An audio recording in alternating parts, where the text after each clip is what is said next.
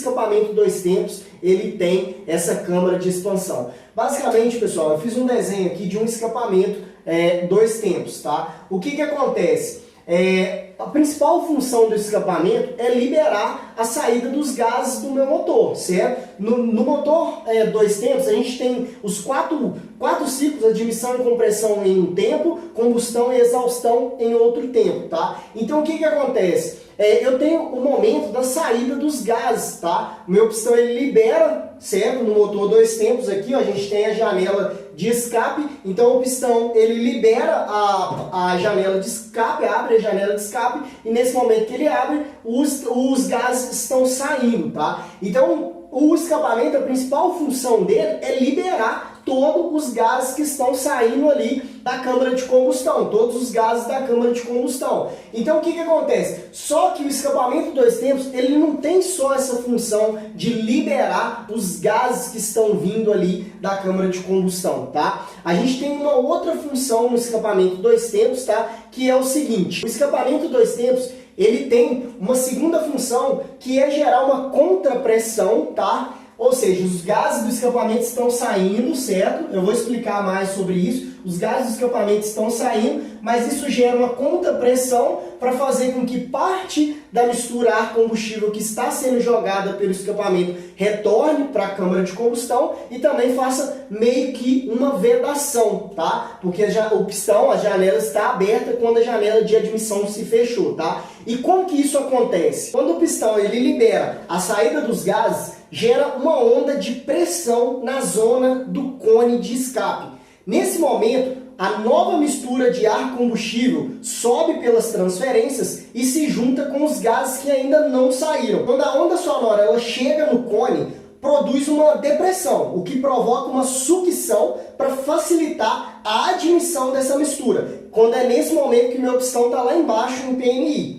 Quando o meu pistão ele passa pelo PMI, ele começa a subir novamente. Quando ele começa a subir novamente, ele vai fechar a janela de admissão. Aí era tendencialmente a pensar que nesse momento eu não tenho mais mistura ar-combustível entrando, então parte dessa mistura poderia sair pela janela de escapamento. Por quê? Porque o meu pistão ainda não fechou a janela de escape. Por quê? A janela de admissão ela está mais embaixo do que a janela de escapamento. Até também as transferências, ou seja, a janela de escape ela está mais acima. Então, quando o meu pistão ele fecha a admissão, a janela de escape ainda está aberta. Então, nesse momento, poderia acontecer o quê? A saída da mistura ar-combustível. Por quê?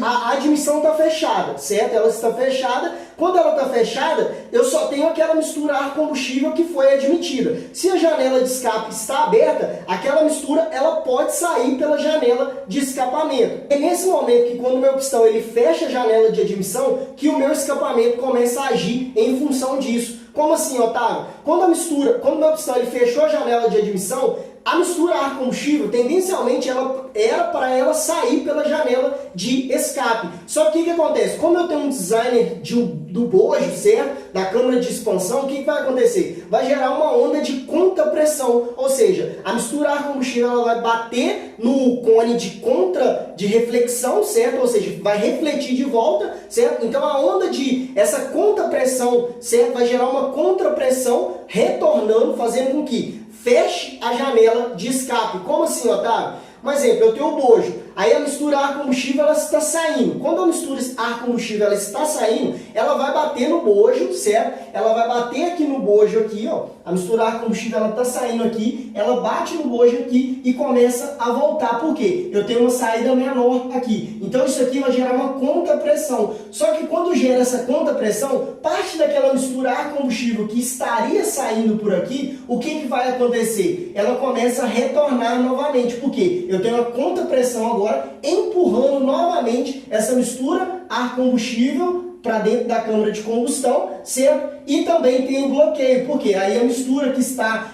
subindo pelas transferências, quando o meu pistão ainda está subindo, não vai sair pelo escapamento, porque eu tenho um bloqueio dessa mistura. Por isso que o escapamento 2 tempos, ele tem esse formato de bojo, câmara de expansão, ou até mesmo um cone, né? Se for olhar pela lógica, um cone, ou até mesmo uma curva grande, mais grossa, bem mais grossa, numa determinada área. Por isso que eu tenho essa câmara de expansão. Para quê? Para que gere uma contrapressão para fazer o bloqueio da saída da mistura ar-combustível, para impedir essa mistura ar-combustível de sair pelo escapamento, certo? E também empurrar parte daquela mistura que estava saindo pelo escapamento. Só que é claro, por isso que a gente vê hoje que alguns motores 2 tempos, eles consomem um pouco mais de combustível. Por quê? Esse sistema vai funcionar, sempre funcionou.